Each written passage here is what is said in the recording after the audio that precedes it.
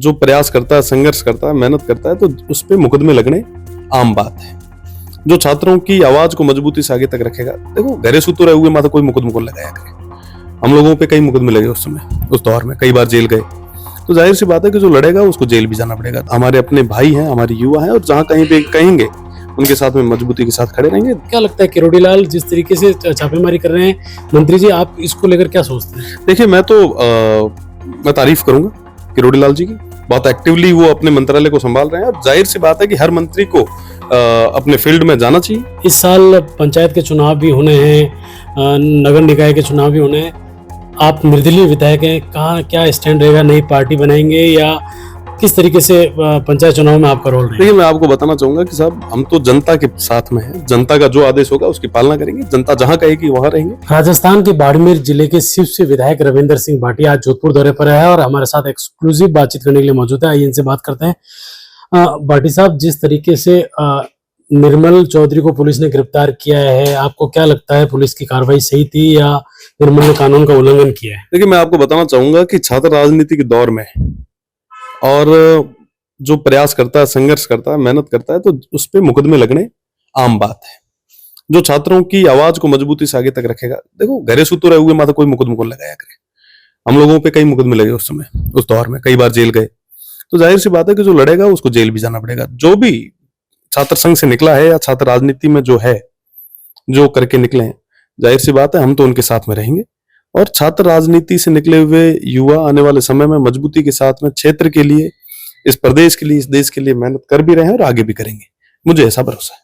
अच्छा, जिस तरीके से हनुमान बेनीवाल लगातार एसआई भर्ती को लेकर बेरोजगारों के साथ है, रविंद्र भाटी क्या सोचते हैं बेरोजगारों को लेकर? देखिए मैं आपको बताना चाहूंगा कि जिस भर्ती का आपने नाम लिया है वो अभी वर्तमान में कोर्ट में लंबित है, और रही बात दूसरी, बेरोजगार हमारे अपने भाई हैं, हमारे युवा हैं, और जहां कहीं पे कहेंगे उनके साथ में मजबूती के साथ खड़े रहेंगे। जाहिर सी बात है कि साहब आज के समय में जिस स्तर पर बेरोजगारों की संख्या बढ़ रही है, हम सभी की नैतिक जिम्मेदारी है कि सब उनकी आवाज को मजबूती से आगे तक रखें, और जहां कहीं पे भी रखने की जरूरत रहेगी, जहां भी बेरोजगार भाई याद करेंगे, मजबूती के साथ उनके साथ खड़े मिलेंगे।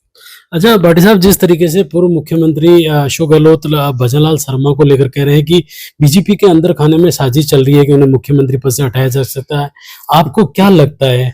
क्योंकि बीजेपी भी कह रही है कि जिस तरीके से इनके कार्यकाल में सचिन पायलट ने भी विरोध किया था, सरकार गिराने की कोशिश की थी, इन पूरे मसले को लेकर आप क्या सोचते हैं? देखिए मैं आपको बताना चाहूंगा कि ये तमाम चर्चाएं, टिक्का टिप्पणियां, ये बड़ी आम बात है। राजनीति में साजिश और षड्यंत्र चलते रहते हैं। तो मैं यही कहना चाहूंगा कि वर्तमान में जो माननीय मुख्यमंत्री जी है बहुत अच्छे से काम कर रहे हैं। अभी कुछ दिन पहले जैसलमेर भी आए थे, जोधपुर भी आए थे, और पूरे तरीके से एक्टिव है। तो मुझे लगता है कि ऐसी चर्चाएं, अफवाहें नहीं फैलानी चाहिए।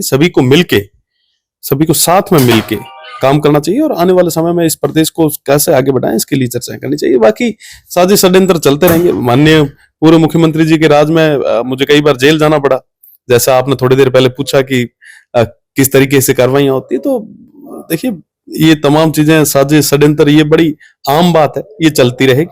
पर मुझे लगता है कि वर्तमान में प्रदेश सरकार अच्छे से काम कर रही है, आने वाले समय में और अच्छे से काम करेगी, ऐसी हमें उम्मीद है। अच्छा, कांग्रेस के जो प्रदेश अध्यक्ष डोटासरा ने कहा है कि किरोड़ी लाल मीणा अपनी ही सरकार में छापेमारी कर रहे हैं, पर्ची पलटने की तैयारी कर रहे हैं, आपको क्या लगता है किरोड़ी लाल जिस तरीके से छापेमारी कर रहे हैं, मंत्री जी आप इसको लेकर क्या सोचते हैं? देखिए मैं तारीफ करूंगा किरोड़ी लाल जी की, बहुत एक्टिवली वो अपने मंत्रालय को संभाल रहे हैं, और जाहिर सी बात है कि हर मंत्री को अपने फील्ड में जाना चाहिए। आज के समय में ये तो ऊपर इंद्र भगवान की मेहरबानी है कि इतनी अच्छी बारिश हुई है, अदरवाइज पानी की, बिजली की, इनकी समस्या बहुत आम बात है। रही बात, तमाम जितने भी मंत्री हैं उनको भी इस तरीके से कार्रवाई करनी चाहिए ताकि लगे कि सरकार किसी तरीके से एक्टिव मोड में है। और रही बात आदरणीय प्रदेश अध्यक्ष जी की, जिनकी आपने बात की, तो वो विपक्ष की भूमिका में वो अपना काम कर रहे हैं। अच्छा भाटी साहब, इस साल पंचायत के चुनाव भी होने हैं, नगर निकाय के चुनाव भी होने हैं, आप निर्दलीय विधायक हैं, कहाँ क्या स्टैंड रहेगा? नई पार्टी बनाएंगे या किस तरीके से पंचायत चुनाव में आपका रोल रहेगा? देखिए मैं आपको बताना चाहूंगा कि साहब हम तो जनता के साथ में हैं, जनता का जो आदेश होगा उसकी पालना करेंगे, जनता जहां कहेगी वहां रहेंगे। और आज भी आपके बीच में अगर बैठे हैं तो जनता के आशीर्वाद के साथ, उनके सहयोग के साथ ही बैठे हैं। तो मैं आपको कहना चाहूंगा कि जैसा ही जो आदेश हमारी जनता देगी, 36 कौम के हमारे लोग देंगे, हम उस आदेश की पालना करेंगे। अंतिम सवाल भाटी साहब, जिस तरीके से आप भी छात्र राजनीति से आए हैं, जेएनयू है जो वहां पर पेंशनर्स धरने पर बैठे हैं, उनकी पेंशन नहीं मिल रही है, आप भी वहां से आए हैं, आपको क्या लगता है कि सरकार को इस ओर देखना चाहिए या क्या निश्चित रूप से देखना चाहिए। पूर्ववर्ती सरकार के दौर में हमने भी पेंशनर के साथ में रह के कई सारे आंदोलन प्रदर्शन किए थे, जेल गए थे, जेल के अंदर भूख हड़तालें की थी।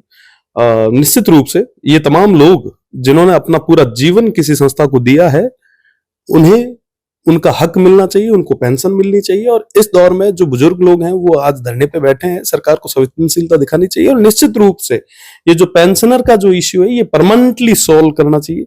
ये जिम्मेदारी है, ये नैतिक धर्म है और मुझे लगता है कि आने वाले समय में ये करेंगे भी। जहां कहीं पे भी इसकी बात रखने की जरूरत थी, हमने पूर्व में भी रखी। आपने देखा होगा कि उच्च शिक्षा की जब कभी चर्चा विधानसभा में चली है, हमने मजबूती के साथ में पेंशनर की बात आगे रखी भी है और आगे भी जहां जरूरत रहेगी, जिस तरीके से लड़ने की जरूरत रहेगी, हम उस तरीके से इस पेंशनर के साथ में, ये हमारे अपने लोग हैं, इनकी बदौलत ये संस्था आज तक खड़ी है, इनकी बदौलत ही हम लोग यहाँ बैठे हैं, तो निश्चित रूप से इनके साथ में रहेंगे। अच्छा, छात्र संघ चुनाव पिछले काफी समय से बंद है, क्या सोचते हैं, चुनाव होने चाहिए या सरकार से बिल्कुल होने चाहिए, बिल्कुल होने चाहिए। और नई युवा पीढ़ी को राजनीति में आने के लिए मुझे लगता है कि ये पहली सीढ़ी है और एक दरवाजा है जो खोलना चाहिए और नए लोगों को, नए युवाओं को मौका मिलना चाहिए। इससे पहले भी सदन में और जहां कहीं पे भी बात रखने की जरूरत रही, हमने रखी भी है। अगर छात्र राजनीति, छात्र संघ चुनाव नहीं होते तो शायद हम लोग आपके बीच में यहाँ नहीं बैठे होते।